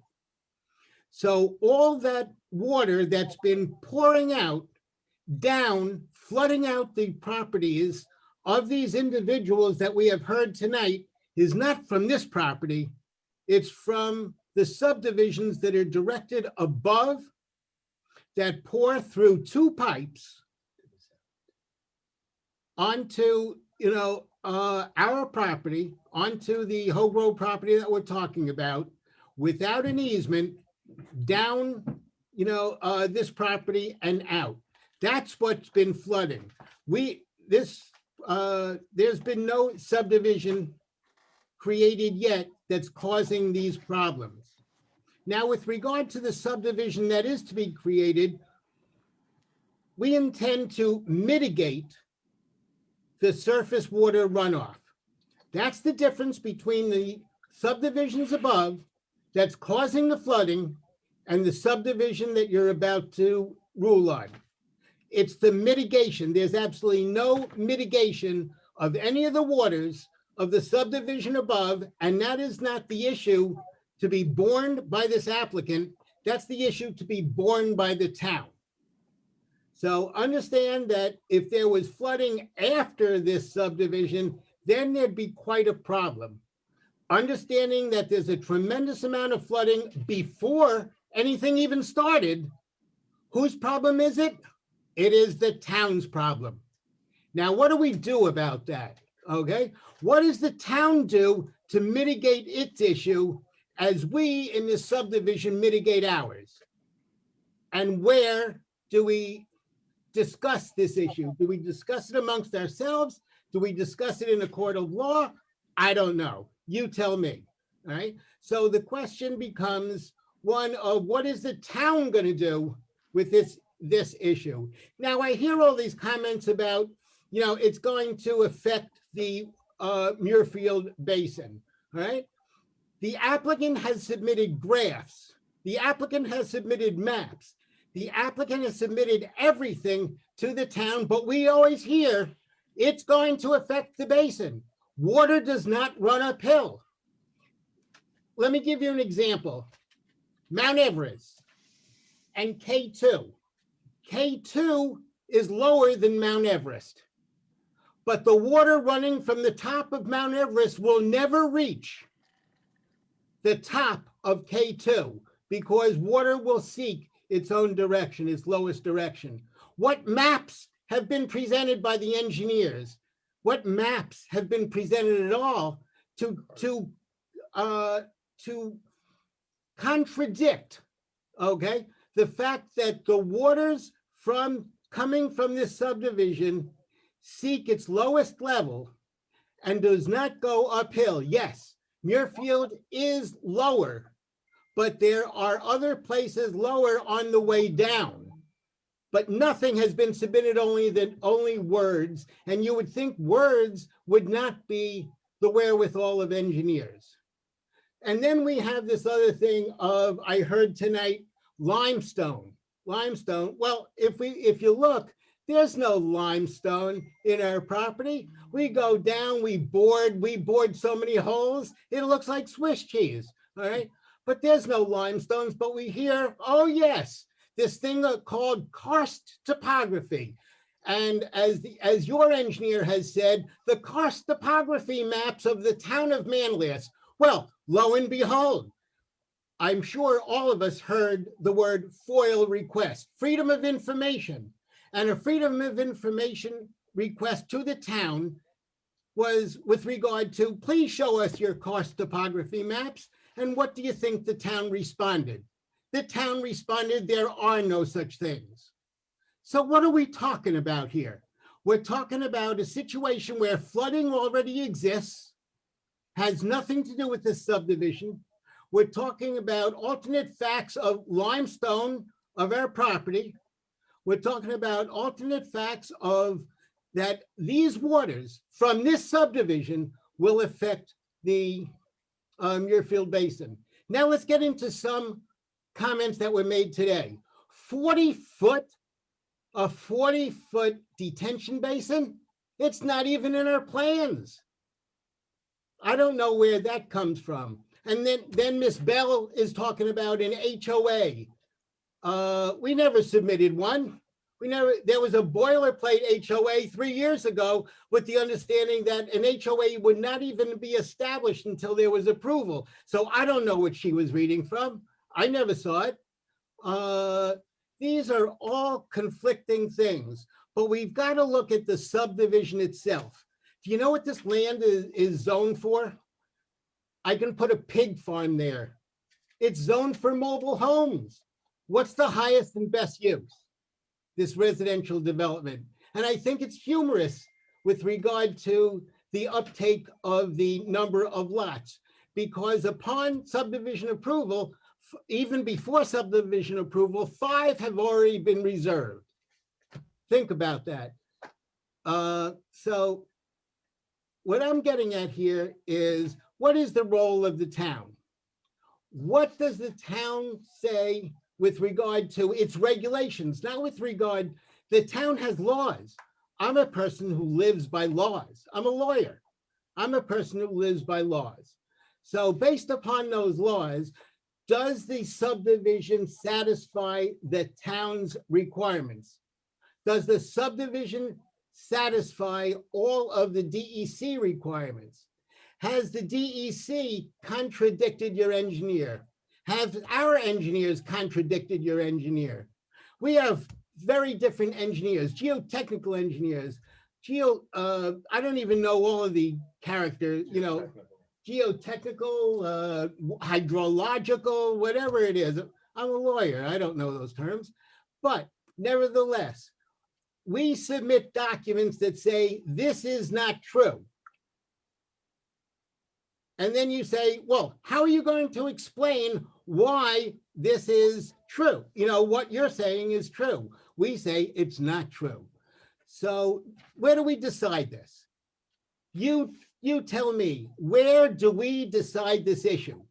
Do we decide, you decide it, and we go, in a different direction? You're not the last ones to speak. I'm not the last ones to speak. That's why we have courts of law. But I think we've satisfied everything that we can. The water from this subdivision is mitigated in this detention basin, okay? Your water that you're having a problem with, that you're causing the flooding is not mitigated at all. We are not the cause of your issues. We are not responsible to take care of your issues. So I think we better, distinguish those two aspects, all right, and make a determination. Do we take care of the town's issues right now and incorporate what we're doing in water flow? That's what we're talking about, not water, but water flow, okay? Or do we just go the next step? Now, you know that, you have the obligation to make a decision, and I have the obligation to make a decision from there. So please, I'm saying we could work this out. There's no reason not to. We can discuss the issues. But in 3 years, we've been unable to discuss the issues because no one's willing to sit down. No one's willing to sit down with us, and we can play tapes that will show that, as Ms. Sutphin knows. So based upon that, I implore you to listen to the rhetoric that's been told. What's being told to you is the town has a problem with its flooding. The town has a problem with its flooding. I've let this water flow over this property without causing a problem. The water flowing over this property is from the subdivisions above. That's the town's issue. Do I have a case? That's rhetorical. We can work this out, but after 3 years, it's time. Ladies and gentlemen, 3 years is enough time. So there's nothing more to be said. Thank you, Mr. Lang. Thank you, Mr. Lupia. This will be moving forward. We will be making a determination on this. I do feel obligated to tell you, however, that we have sat down. We've sat down on numerous occasions at the town offices and at the council's office to discuss this, to try to work out an understanding. So I don't want the public to be thinking that we have not made an effort. We've gone out of our way to have special sessions. Well, Mr. Lupia, I understand. I didn't mean to say you haven't stepped down, but we have, the greatest thing about Zoom is it's all recorded. All the conversations are recorded, okay? And so the conversation, we've responded to 167 questions. Then we get another 200 questions, okay? Now, you tell me, you're an attorney, I'm an attorney, Ms. Suffin's an attorney. You tell me if that's normal. You tell me if that's obstructionist. You tell me when you sit down and 4-letter words are used by certain people and not us, okay, to describe what the hell's going on. You tell me if that's an attempt to sit down. So you can, I came on very late in this, in this process. I just came on in June when asked, I came on very late in June. So that which came before me, I don't know all the facts, but I do know the facts of flooding. I do know what the problem that the town is experiencing with regard to the flooding. I do know that this subdivision will not affect that at all. I do know that it's possible that it may even help because of the mitigation caused by the detention basin. Other than that, we can go from here. Thank you, sir. Thank you. Joe, I've been biting my tongue listening to this discussion, and I'm sorry if I say something I shouldn't, but be careful on what you say. I personally really don't like to be threatened to do it my way or I'm going to sue you. And that's exactly what I'm hearing right now. And I don't like it one bit. Mr. Rossetti, those who know me do know that I am not threatening, okay? I am not threatening at all. What I'm saying to you is that your focus, okay, your focus is not exactly our problem. It is not our situation to cure the town's issues of flooding that has happened for years and years, for decades, because of the way prior subdivisions have dumped their water across this property and continue to do so. Do you know that there's 2 outlet pipes that dump the water onto our property from subdivisions above? If you know that, you know that that's a problem for you.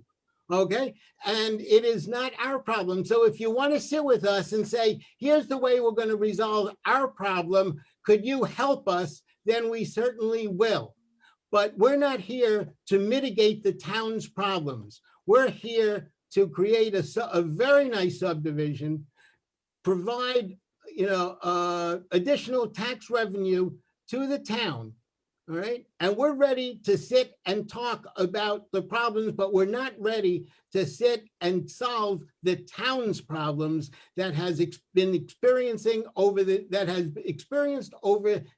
decades. And really, when you heard all the issues tonight, you examine them.